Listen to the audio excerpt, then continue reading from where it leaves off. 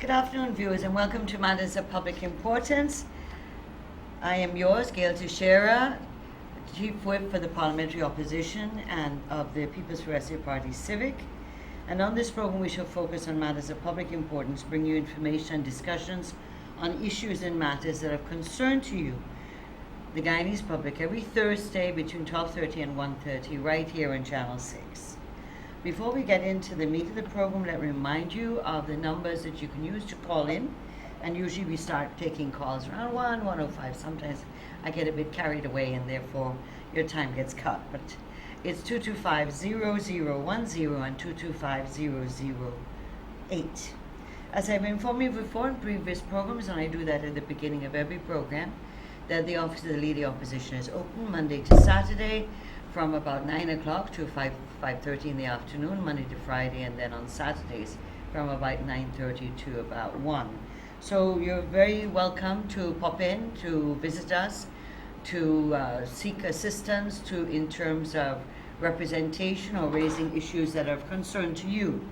And so we're at 304 Church Street between New Garden and Peter Rose Street, right opposite the Border Cricket Ground. And we have a big sign. And so please feel welcome to come in. And the telephone number that you can call is 225-3432. We also, as I've said before, we have on a number of days former head of the Presidential Secretary, Dr. Roger Luncheon, and former Prime Minister Sam Hinds come in and support us, as well as members of Parliament. And so don't worry, if you haven't voted for us, it's okay. You have a problem, you need guidance, we're there to serve you, the people of Guyana. And I always remind you that there's a Freedom Radio Anti-Discrimination Committee, and we have a hotline if anybody feels they're being discriminated against, whether on ethnic, sexual, gender, or any other grounds. Please feel free to call 225-1479. Some of you may be familiar with Freedom Radio, and this can be you can find it at 91.1 in Demerara, 90.5 Berbice, and 90.7 Essequibo. And we have programs that are inspirational, farmers programs, women's programs, political programs, call-in programs. And if you have suggestions on how we can do better, we'd love to hear from you. So please feel free to listen in to Freedom Radio and to call in on the programs and make suggestions. I have with me today on the program former minister within the Ministry of Finance and Member of Parliament, who is a parliamentary sectoral spokesperson on public infrastructure in this parliament, no other than Bishop Juan Edghill. And of course he's been on our program a number of times, and I rely on him to come on my program now and in the future, as he's a font of knowledge and a very experienced politician and member of Parliament, although he doesn't always think that he is that. He is. And so he's become a force to be reckoned with in the Parliament by the government, and of course the Speaker, who has difficulties with some of us who, according to him, give him a hard time. So Bishop, welcome to our program, and thank you for coming on once again. Well, thank you for having me, and good afternoon to all the viewers. I think people look forward in Parliament to hear you get up and ask questions and ask some tough questions. Last week, we spoke of the President's decision to revoke the lease for the Red House, the Chetty Jagan Research Center, and the events that followed from that. And last week we had on our program former Attorney General and Minister of Legal Affairs and the present Member of Parliament responsible for constitutional and parliamentary legal matters, and that was Mr. Anil Nandalau. And we spoke a lot on the issues relating to Red House. And we also spoke about GCOM and the process of the appointment of the chairman of GCOM. Remember, we referred to the famous annual media end-of-year brunch at State House, where the President announced that he's rejecting the list of 6 nominees submitted by the Leader Opposition, Honourable Barry Jagdeo, on the ground that the Constitution requires that the nominees be judges or persons with a judicial or legal background. As I said in the program, that this was an extraordinary setting for such a public pronouncement by a president without having the courtesy or decency to first officially inform the Leader of the Opposition. It is also an extraordinary pronouncement by the president in contravention of Article 161(2) of the Constitution and the practice of the last 26 years with regard to the nomination and selection of the chairman of the Guyana Elections Commission. Well, the leading opposition responded on January 10th to a letter sent to him by the President on January the 5th, of course after the public pronouncement. informing, and this was the letter the President informed Mr. Jagdeo of his rejection of the list. In his correspondence, the Leader Opposition response sought clarification from the President on the interpretation given by the President and requested an urgent meeting to discuss their different understanding of what the Constitution requires. And as you may have noted, the President commented several times in the press after that date that he would be providing clarification sought by the Leader Opposition. Well, it's only yesterday afternoon, January the 18th, that a reply was sent by the President.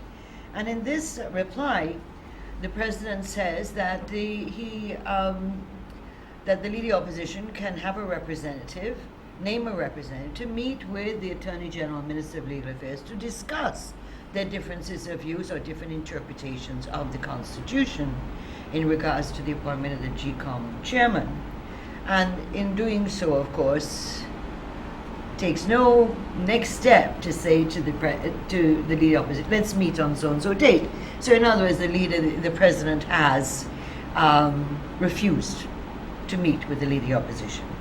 A press statement went out yesterday from the Leader Opposition office documenting all of this. And of course, Mr. Jagdeo has committed himself to name a representative, who is Mr. Nandalal, to meet with Basil Williams, the Attorney General and Minister of Legal Affairs.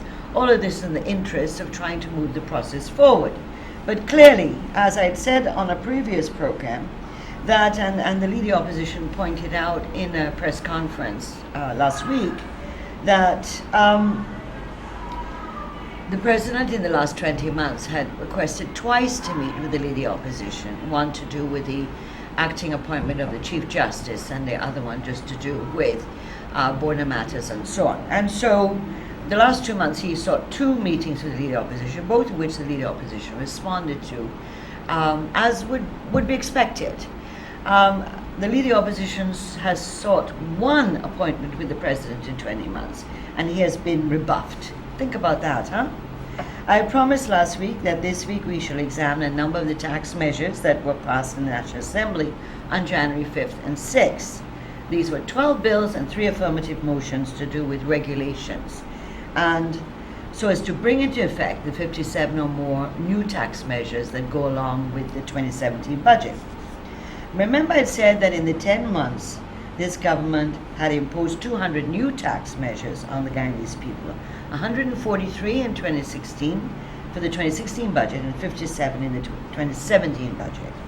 We argued against these taxes and gave reasons why. The government was not swayed by any arguments on behalf of the people or the nation. We brought amendments to 2 bills. Both were rejected outright and voted down, and of course one is of particular interest to you, the public, because this had to do with the imposition of VAT on electricity and water. Then we have the one that's outstanding and pending, and that is the order number 18 of 2016 to do with VAT. And this is the one I think the public is very, very concerned about. This is where the government removes the 0-rated items that were in the VAT and the Schedule 1 and have moved them to exempt status.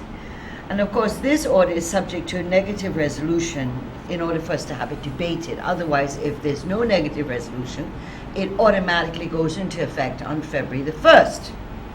So we table a motion to that effect to call for the annulment of this order and to reinstall all the items that were 0-rated before.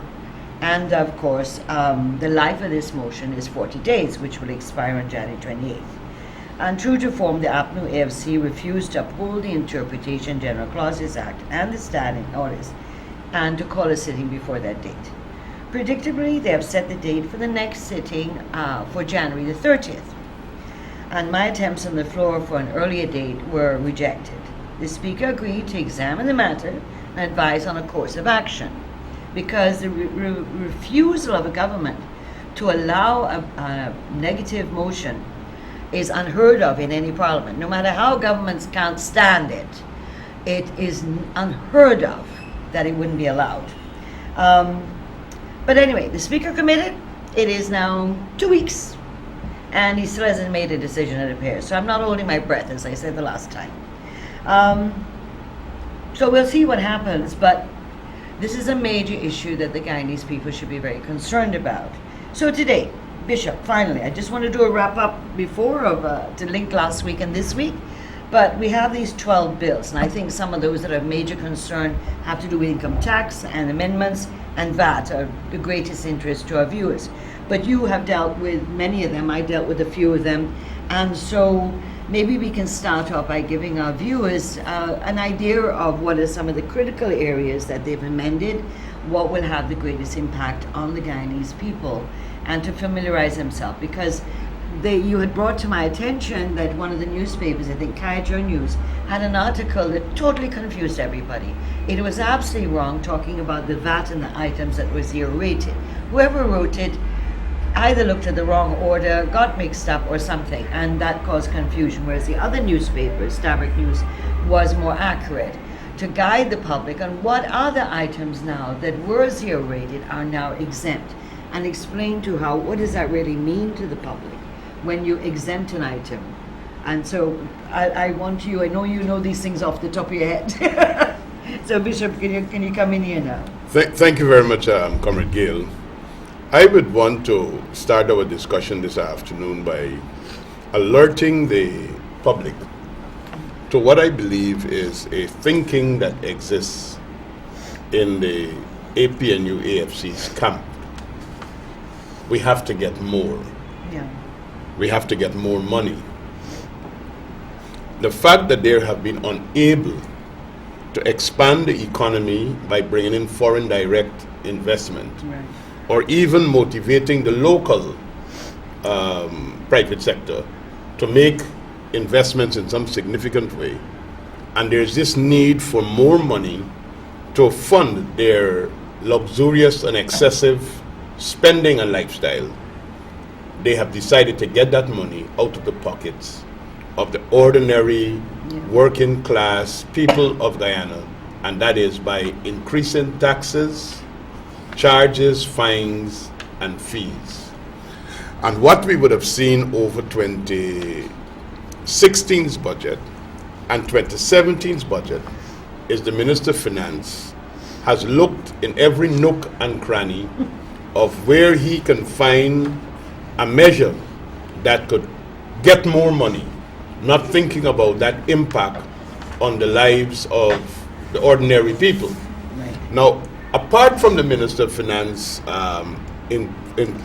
imposing taxes, which I will come to just now, a number of other agencies Right. have seen the light, and they have decided to follow suit. Exactly. For example, we learned in the Committee of Supply while we were examining Right. Ministry of Public Infrastructure that the tolls of the Demerara Harbour Bridge would be raised January And 1st. that wasn't even in the budget document. It wasn't even in the budget document. Minister's speech, nothing. It must by mere coincidence Yeah. that we Because discovered you asking the right questions. questions, because we kept asking the right questions. So Minister Ferguson gets up and says, yes, we reduced the subsidy, and we asked, how are you going to get the money? Oh, we are raising the tolls of the Demerara Harbour Bridge. So Right. the people traversing that bridge now are Yeah. called to pay more. Right. The minister stood up in Parliament and says, look, we are reducing the burden on senior citizens where travel tax is concerned when you pay your departure tax at Right. the airport. Yeah. If you're 65 and over and you're using a Guyanese passport, you'll get it for free. Right. I don't know how many people, maybe 300 a year that will be. But turns around and raises the departure tax by $1,000, Right. both at Chedijagan International Airport and at the Eugene Correa. Now they've named it.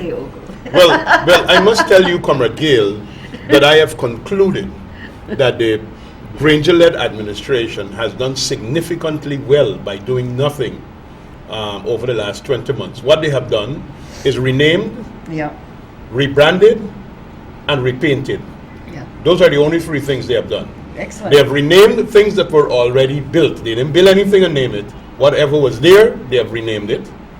They have rebanded the low carbon development strategy a green economy. So they haven't No one developed a knows what that strategy, is. Yeah. but they have just rebranded it.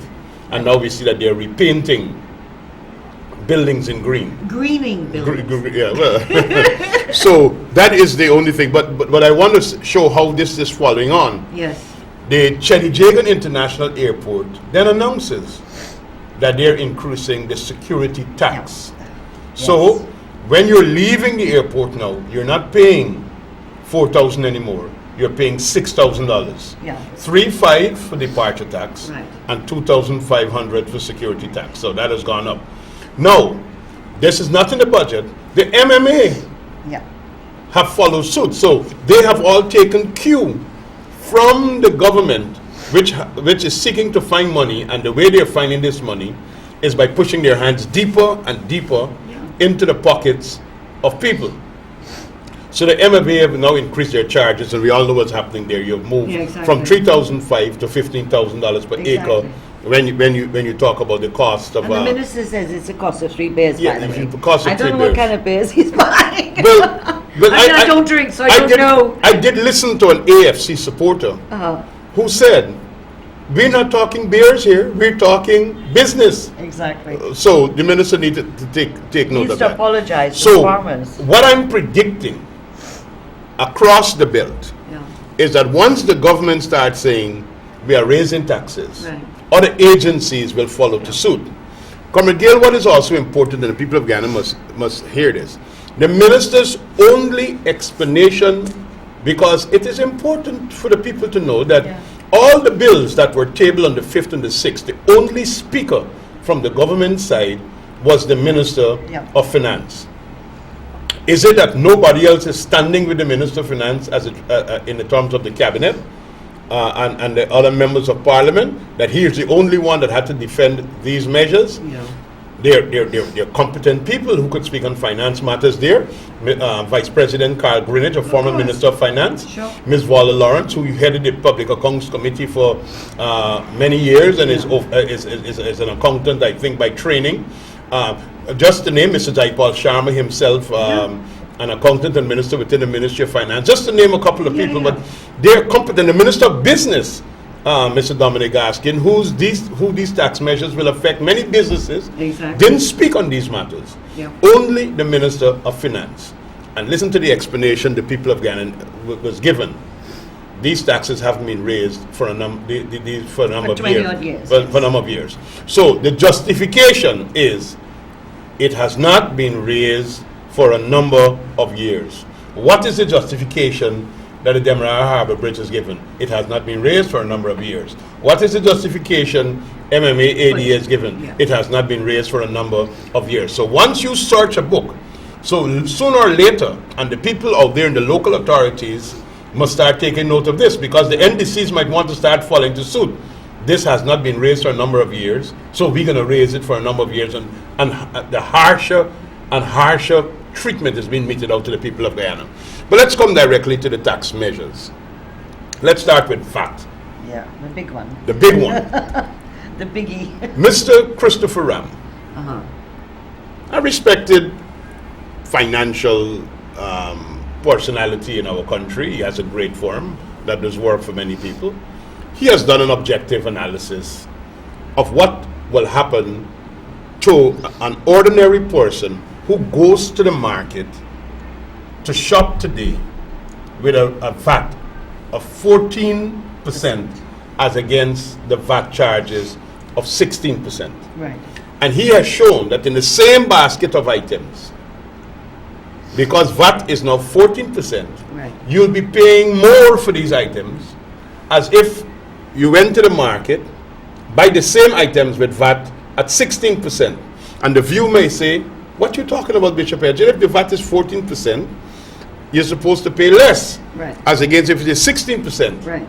But the issue is a number of the items that did not attract VAT, any VAT at all, are now attracting VAT.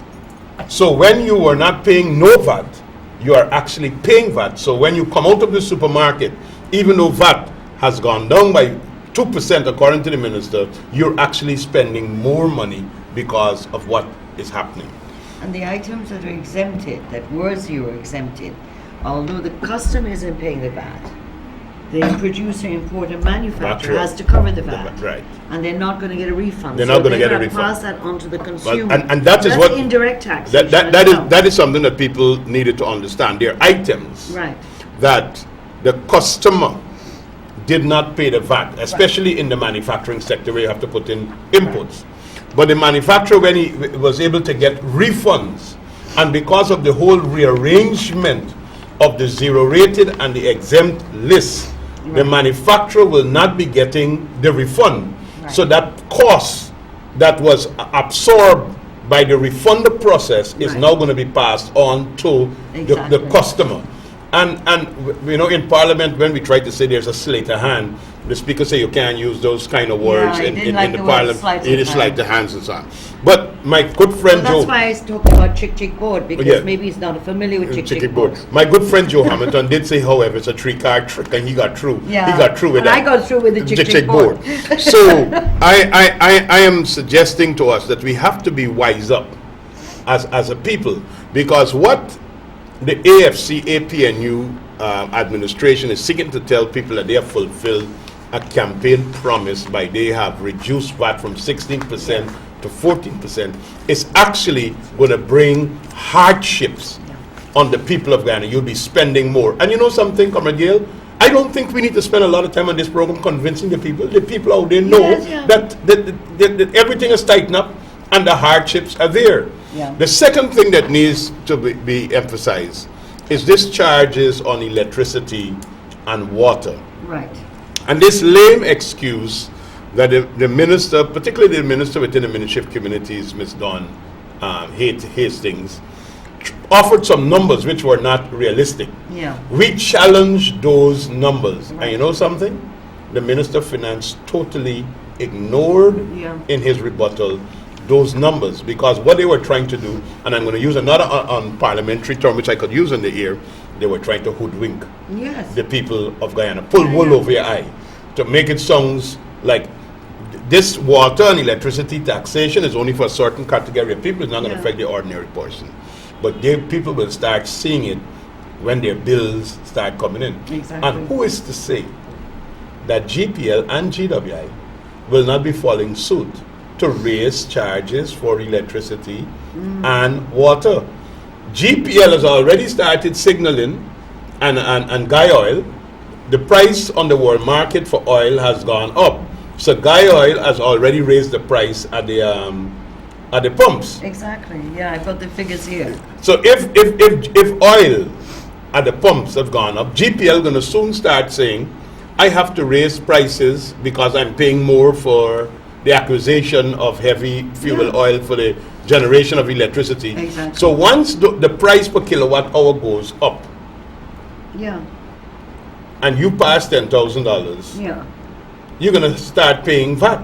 So I am predicting that But both just GWI... one thing for the public, though, some people are still under the wrong impression that it's like a deduction. It's not. If you're under 10,000, you don't pay the VAT. Right. If you're $10,001, you pay 14% on the Entire amount. $10,000. And the entire amount. So it's not. It's not a like threshold. It's not a No. threshold. So the public needs to be aware of that. If you're $1,500 for the water and you're just $1 over, you're paying the $15 40% and on the entire amount. $1,501 you're paying the VAT.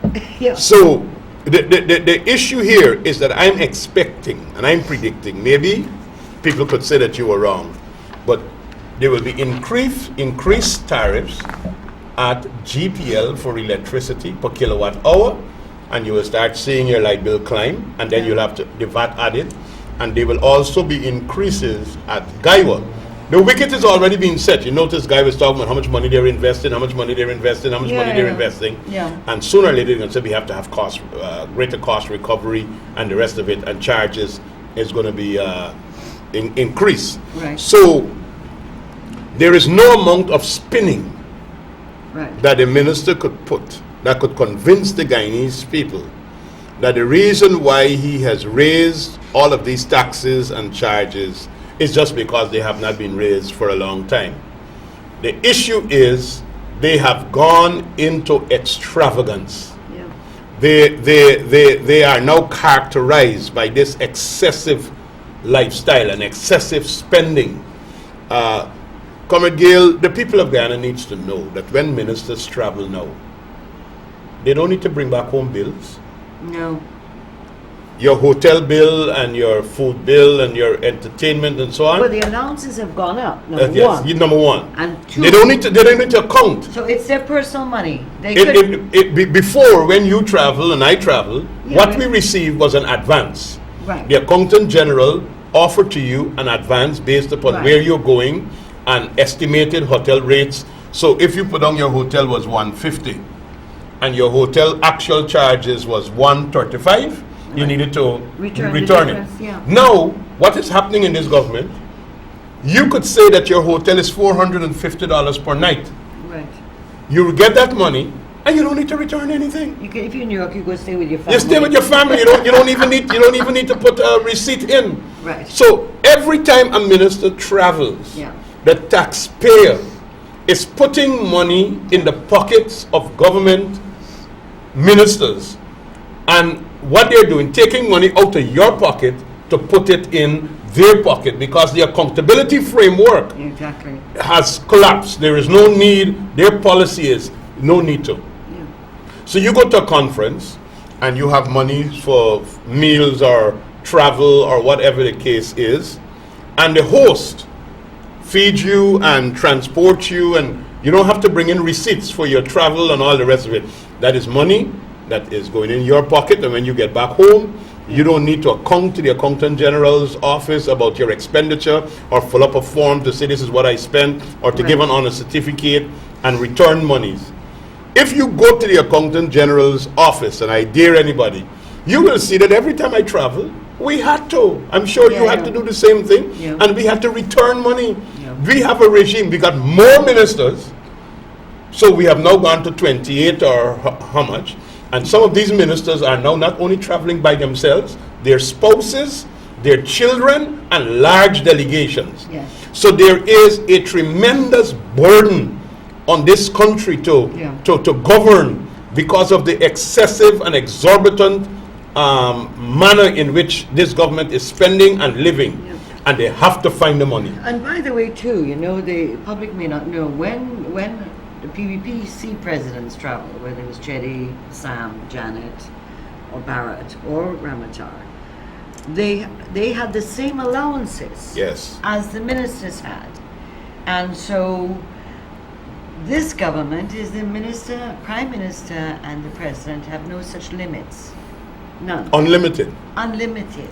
Yes. Right? It's not capped. So if the allowance for to go to a country was X for it was the same for the president. The out of pocket was $25. It was reduced by Dr. Chetty Jagan when we got in '92. It was under 1991. Imagine the out of pocket allowance for ministers was about $100 US a day. In 1991. We got into government and we reduced it to $25 a day. This is your out of pocket. As a minister, you're traveling, you need to buy coffee, a sandwich, or a taxi or whatever.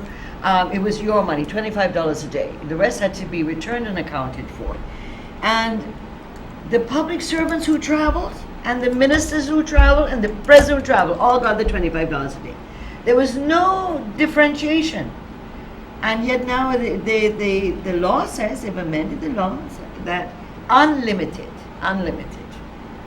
So when we're talking about taxation, I want to let the people know it's not that you're paying more because they're building a new hospital, or you're paying more because they're building a new road, Right. or they're building a school for your children. As a matter of fact, what is, and that came out in the Committee of Supply, is that a number of projects where we had monies mobilized to expand. For example, the secondary school improvement program, there was supposed to be the building of 3 new secondary schools to bring us into what is called universal secondary education. We have now learned that they're not building one of the schools.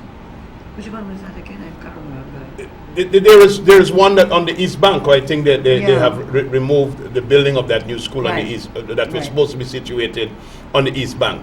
Right. They were supposed to be the building of the South Road Nursery School. Right. Minister Nicolette Henry in the Committee of Supply has indicated that the people of Georgetown and the single mothers of Georgetown who need a nursery school nearby, they're not going to be building that anymore. So you have to keep downstairs at the clinic that floods and the water and all the rest of it. Yeah. No. So even things that were mobilized, we had the specialty hospital monies mobilized and all the rest of it. We know the details of that. They were seeking to now force their preferred friend, Federer's Lloyd, to build a hospital. He has now been blacklisted for corruption issues, and that project can't continue. So in any part of the world, because I noticed the minister would have said on a program, 94.1, the guys from Hits and Jams radio in the morning, that two things are certain in life: debt and taxes. That was the minister's response. Which minister was this? Minister Jordan. Minister Jordan, that's what he told his listening audience. There are two things that are certain in life: debt and taxes. And in his rebuttals, he actually said that in the parliament as well. There are two things that are certain: debt and taxes. So he is justified to tax and tax and tax. But the taxation that the people are facing, which is taking more out of their pockets, you're not seeing anything. They're not projecting anything that is going to develop. It's just to spend on what is called recurrent expenditure. Recurrent expenditure. They have no developmental plan for Guyana. And so their answer to revenue generating is taxes, whilst at the same time sugar, rice, agricultural areas, they're putting more and more. I don't know what is wrong with them. And then to put in more and more pressure on the agricultural sector. It's still an agriculturally based country. What in the income tax? And the minister says we must eat local. Yes. But they put taxes and more fees on the farmers. In the income tax bill, one of the things that we addressed is that every viewer listening here, if you're going to do repairs to your home, maybe put in better windows to help to save in energy if you put in air condition, or you're extending, or if you live in the countryside, you want to move away from the yard latrine into a proper sanitary block and put inside the house and so on. And you call a contractor to improve your house, and once you have to spend more than $500,000, you have become a tax collector on behalf of GRA. That's unbelievable. You have to deduct 2% of the $500,000 that you to pay the contractor, and you have to pay it into GRA. And by the way, if you don't do it, you are now subject to a penalty of $50,000. I think is the fact. Yeah, I think that. So just the fact that you are seeking to improve your house. Now you call a carpenter, you call a mason or a boy from the village, and you're going to tell him now that you got to take out this 2% and carry it to GRA and all the rest of it. What is he trying to get people to do? Create conflicts at the community level? If you want the contractor to pay taxes as a self-employed person, put measures in place to ensure that there is compliance. And of course, I suggested to him, with all of the measures that he has put in place, the best way to get people to pay their taxes voluntarily is to create a regime where they could get their income tax refund easily. Income tax refunds easily. Once people are assured that they get back their money, the income tax refund system is easy. People comply and they pay up. Because they have confidence. They have confidence in the system, but there is no confidence in the system that you will get tax refunds. So people keep dodging. And by the way, one of the things that the minister would have said to the parliament is that it would appear that the PPPC, when we defended the people of Guyana by saying to him, you got to stop putting pressure on the people by all of these taxation measures. He accused the people of Guyana by calling them tax cheats. He said we were, were supporting tax cheats and tax dodgers. So the people of Guyana must know that they are viewed by the Minister of Finance and the APNU AFC government as tax cheats and tax dodgers. And when the PPPC argued in your defense for them to alleviate the sufferings of the Guyanese people, for them to take their hands out of your pocket, because their hands are in your pocket, but what they're doing now, they're pushing it deeper and deeper and deeper. They refer to you, the people of Guyana, as tax cheats and tax dodgers, and people must remember that. And the other part, remember, Bishop, that there's the new clause they brought in on the income tax, that if you say you're a person that has a nil to yes, nil, you don't have an income. Right. You still have to file a return, and if you don't, you're going to be fined. People are under the threshold that, in fact, they're supposed to submit a return, even though they have nothing to declare. And so that could be a person who is nil, that they have nothing to declare or to report on, or a person who has a negative, in that they whatever they report is that it's far less than what the GRA requires.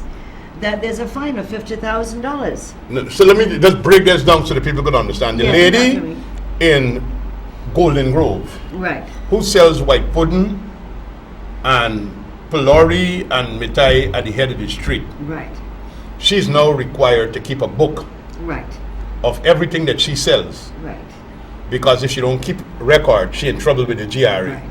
Now, if at the end of the month she only makes $38,000, the new threshold is $60,000. Right. So she may be able to say, well, I don't have to pay any taxes, I only make $38,000. I want that lady to know that she still has to file a return, a declaration. And of course, she got to keep your book to show there's only $38,000 that she made per month. And if she don't keep her records and she doesn't file the taxes, she is going to be penalized with a fine of about $50,000. Yeah, exactly. So draconian. So we're talking here now about that pensioner who is seeking to supplement their income in Sophia. Right? He got a fridge and he sells fruity and ice block. You remember fruity and ice block? Yeah. So them turn into fire when this are what they call cool down, a little plastic bag, and you suck your ice and your little sweet thing inside. Right. No, he got to keep a book. Yes.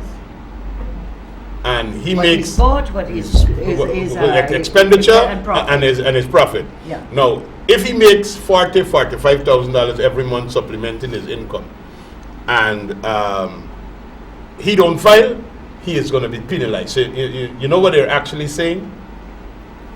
Every man jack in this country must file an income tax return, whether you are paying taxes or not.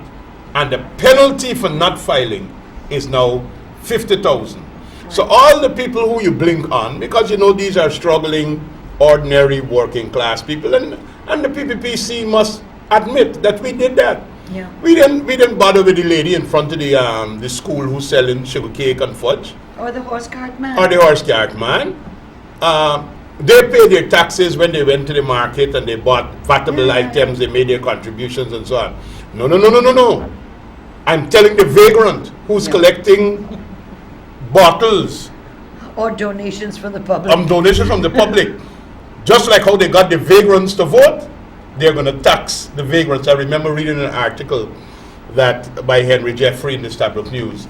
He says the APNU or the PNC ensured that they got right down to the vagrants to vote. Well, I want the vagrants to know that they also are going to be taxed. Every man jack. Yeah.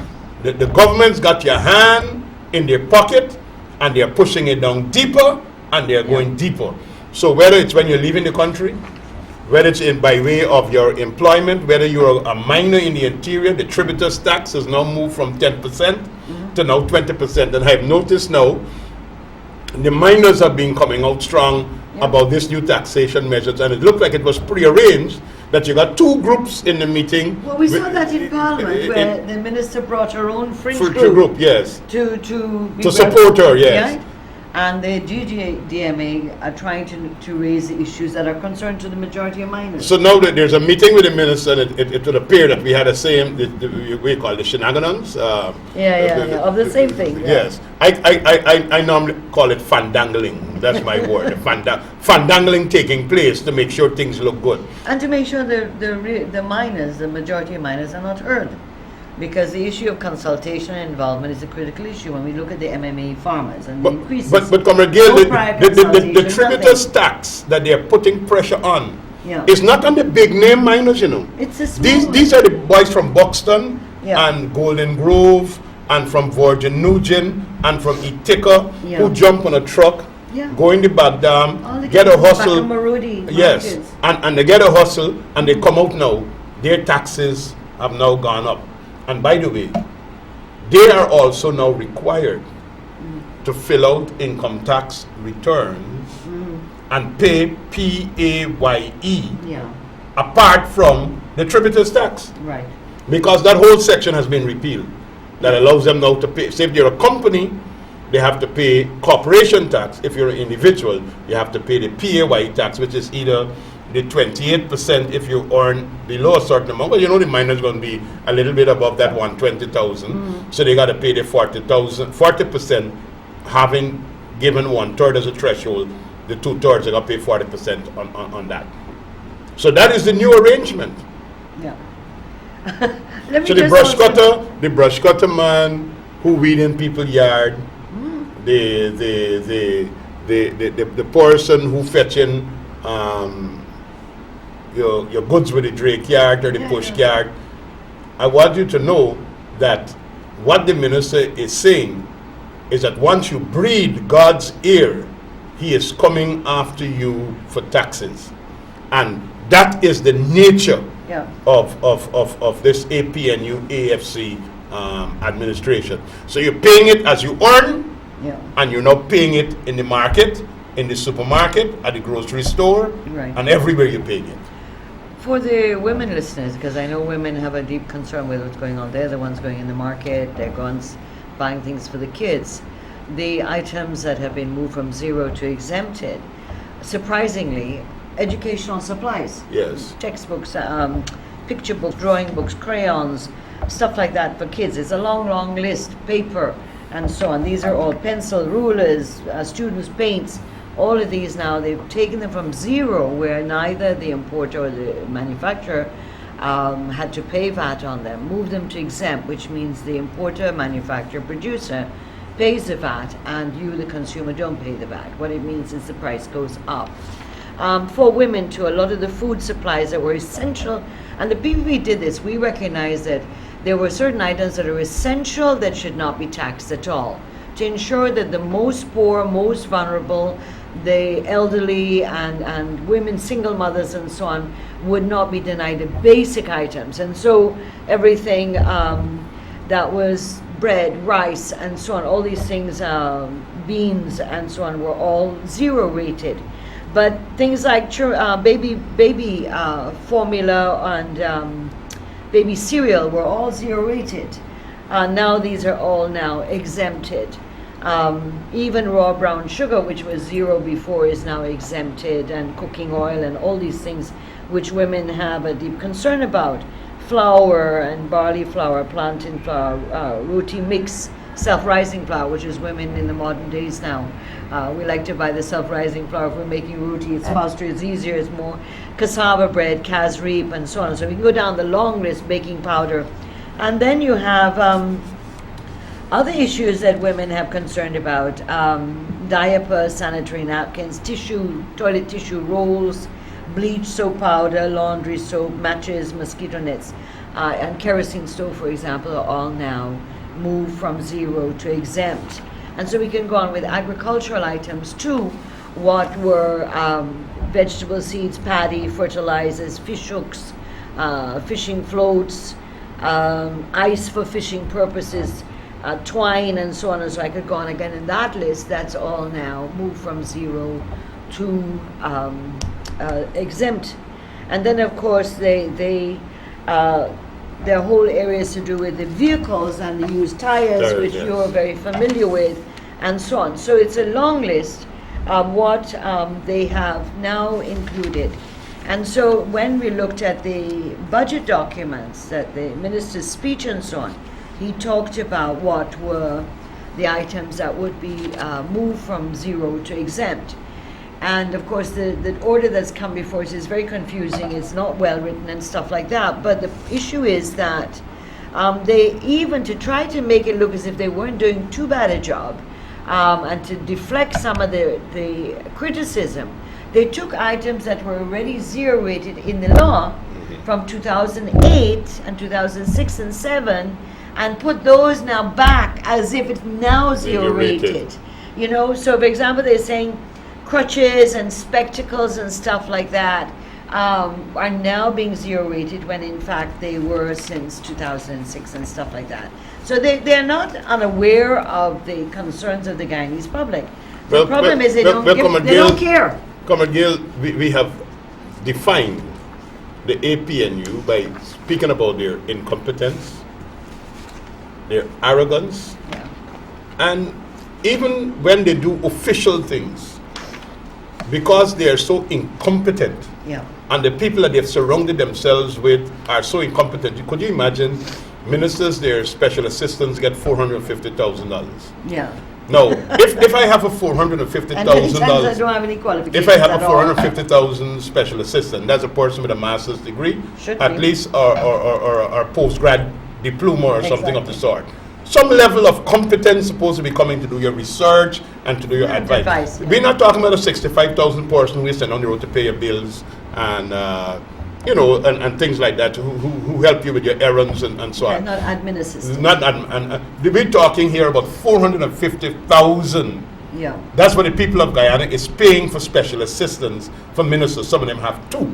Yeah. And that is the kind of work that they produce. Everything is with a mistake. Even when you look at the official gazette, the mistakes that are there in the official gazette, even if you're trying to find out which sector falls under which minister, we have that difficulty at the Parliamentary Committee on Economic Services. Because it keeps changing. And up until now, they can't get it right. They can't get it right. And you have all of these high-paying, $500,000 plus perks and allowances people. Yeah. But the level of incompetence continues to affect governance in Guyana. Yeah. And besides that, when you talk, so what? The arrogance that comes along. You know, even and I have to watch my thing. Yes. A few people come in. At the committee level, you have to almost be correcting everything for them. Yeah. And they benefit from us at the committee level, but they're still staying away from select committees. They don't want them to take things to collect, so to select committees to tidy it up and improve it. They think they can run it by themselves, but they keep making big mistakes. Yeah, exactly. So I guess we got to take our calls now. Yeah, we should, because time is flying and we've been having a conversation. But welcome to Matters of Public Importance. Good afternoon. Hi, good afternoon. Good afternoon. I just want to share a little something with you that happened to me the other day. Sure. I went to Gail and could you talk a bit louder? I pay a set of money for water. And then they sent a bill to me for $18,000. When I go into them, the woman told me that I go to rectify the bill. She turned and tell me, oh, you never know how much water you could use over the weekend. I say, there's only 4 people in the house, so what we doing? We washing car, we don't have a wash bay. So the bill's still pending at $18,000. And I already paid anything like 30-something thousand for this year already. What? 4 people in a house. Really? 3 adults and a child. Really? I don't know where we are going. I think we are heading like Venezuela soon. You have a meter? They've checked the meter? We have a meter. You sure someone else not stealing water from you? Hook up and pulling water from you? No, in the yard. Nobody can see water. Right, yeah. That's terrible. Because that's a very high bill. That's a very high bill. What we're paying for, I don't know. But the minister said the normal family uses about 8 black tanks per month, which costs less than $1,500. Who told the minister that? That is what the minister said in Parliament. That's unbelievable. Right? So so here it is, we have a woman saying 4 of us in the house, 3 adults and a child, and look what our bills are coming up to. Yeah, exactly. Good afternoon. Welcome to Matters of Public Importance. Hi, good afternoon. So you are the panel there. Yes, thank you. I want to lodge a little complaint here. I don't know if you could assist me here. I'm calling connection of Nova Primary School. Nova? Yes. My I have Tony. a problem in Nova Primary School that I have a child going there. And if anybody go there, it's the entire facility that the children have to use. For last time, we never flush one time. It's not working. water is not up in the tank. When rain fall, the whole tank is then flood out. If you have to walk on water, the depot is filled. I like complain to the headmaster, I can call the region. This is a new storm. I went in school about 4 days now. Right. Same system. So I don't know who to talk to, who to get that. Okay, what we'll do, sir, is that we have a geographic MP, Yeah. and we'll talk to the RDC to find out Regional Democratic Council, and maybe make a call to the chairman, because the Regional Education Department is what is responsible for the schools, as you know, in your region. Yes. So we'll follow up with that, and maybe if I can get a response by next week or the week after, I'll report on the program. Thank you very much. Okay, or if you like, you can always call into the Leader Opposition Office. But I made a note, and we'll raise it with the RDC and our geographic MP to follow up. Oh, Okay? thank you very much. Thank you very much. Hi, good afternoon. Welcome to Matters of Public Importance. Oops. Hello, good afternoon. Welcome to Matters of Public Importance. Hello. Yes, good afternoon. Welcome to Matters of Public Importance. Good afternoon and happy New Year to the MPs there. Yeah, thank you. afternoon. Happy New Year to to you. I'm talking about the water. Yes. I'm actually here visiting. And I fill up my water. I live alone. And believe me, my bill is over $1,500 every month. Yeah, exactly. And you're a senior citizen. Of course, you could come and investigate me, sir. And you were getting exempt, you were getting rebate because as a senior citizen under the PPPC, we took care of your water. No, I just got my Oh, you just last got, November. oh, you just, Okay. okay, don't start, Yes. yes. Well, senior citizens didn't pay on to us. We give them a rebate apart from their pension. We And give what them, I'm saying, the minister, that is not true, because nobody told us to those born more than 1,500. That is not true. well, the minister stood up and said that in Parliament. That is not true. We should start investigating people homes, so people homes and see what they're using, and they're trying to consume water now, because they're trying to avoid tax. So, Exactly. so it is clear that the ministers have misled the nation. They would like to hide this draconian measure, and the way it would impact people by putting fancy speeches, but the ordinary man is feeling the squeeze when you get to the bill. Yes, so that is coming out. Thank you. Thank you very much. It is frightening. Hi, good afternoon. Welcome to Matters of Public Importance. Good afternoon to those conferences. Yes, good afternoon. I'm calling in connection not with the water or any other thing, but I'm calling in connection with I just love out my family one day. We're not hearing you clearly. Yeah, could you talk a bit louder and clearer? Okay, since Yes. 2006, Yes. I applied for house lot. Every time I run here is some go around, come around, up and down, so. And so already get one letter and to apply for the other letter and that was since 2006. Yeah, what letter do you have? A letter that I have petitioned and we spoke and they said they're going to send another letter and up and down. Yeah. Well, in 2015, when the government changed, we were up to applications probably around 20 that would have been processing around 2012. But it depends on the area you applied for and whether lots were available there. But the problem is now for you is that the government seems to have suspended, abandoned the housing program. And they're talking about repossessing lots and building flats and condominiums. So, I mean, we can look at your issue and you can come into the Lady Opposition office in Church Street and we could take notes and bring whatever letter you have to follow up with the CHMPA. But as I said, and I announce every program, it's open Monday to Saturday from about 9 in the morning to about 5:30 in the afternoon. I'm not always there, but there will be someone there that would guide you and walk with any copies of any documents you have in relation to this.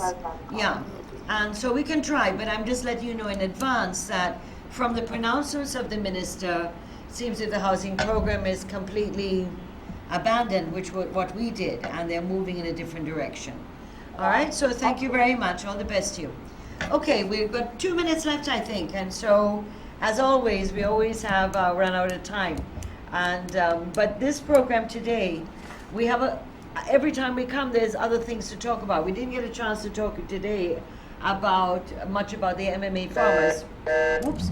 So next week, what we'll probably do is, depending on how things develop on the agricultural sector, have more discussion now on the taxation, budget 2017, and its impact on agriculture and the business sector, because that's all going to, what they're doing in the agriculture sector is going to devastate that sector and can have a major impact, terrible impact on the economy. So, Bishop, last lick. What would you like to say? I want to say to the Guyanese people what we would say to victims of domestic violence. Stop whispering. Start speaking. Yeah. Stop suffering in silence. You know what has actually happened? This government has intimidated the population, that people are afraid to speak. They're talking to you in whispers. They meet you at the car wash, they meet you at the barber shop, they meet you at the roadside, and they whisper, do something for us, do something for us. Yeah. But they don't. And even the voices of reason and the men who portray themselves to be the righteousness of Guyana, they're all now silent, they've disappeared, and they are not saying anything. Exactly. They are suffering in silence. And once you're taking a beating and you're not telling anybody, you'll get more blows. It's time for the people of Guyana to stop whispering and suffering in silence and start saying to this APNU AFC government, we will not take this anymore. Enough is enough. Don't wait for too long, hoping that they can change. Well, they're only 20 months. If the man beating you the first month of the marriage, what's the likelihood of he beating you in 5 years from now? More beatings. Yeah. Because he has already cultured you to the beating, and you've already started to accept it. Yeah. Whatever we have accepted without rejecting it, it's going to get worse. So it's time to stand up and start speaking out. Yeah, I mean, like the farmers of the MMA and the protests they've been having. And I'll repeat what I said the last time. Whether one voted for the APNU or the AFC or the PVPC or didn't vote at all, it is our civic duty to stand up for democracy and prevent the downward spiral into authoritarianism, because that's what we're talking about.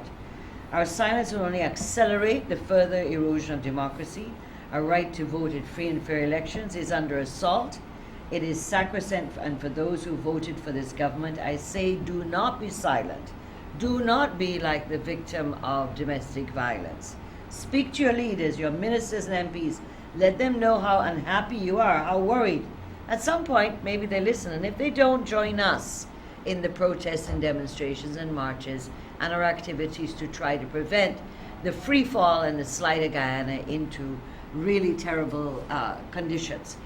In closing, just to let you know, the last leg, 5 o'clock tomorrow night, Yumaniana, we have a public forum on the appointment of the chairman of the Guyana Elections Commission.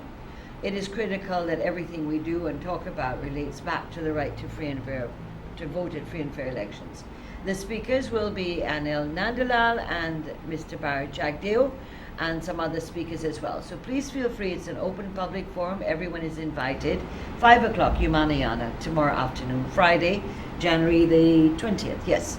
Thank you very much. Thank you for listening. Thank you for being with us. And as always, take care of yourselves, don't drink and drive. Too many accidents, too many fatalities caused by speeding and drinking under the influence of alcohol. So please stay safe and take care of your loved ones, and have a blessed week. Until we meet again right here on Matters of Public Importance next Thursday between 12:30 and 1:30. Thank you. Take care. And Bishop, thanks a million. Take care of yourselves. Pleasure to be here. Bye-bye. Bye-bye.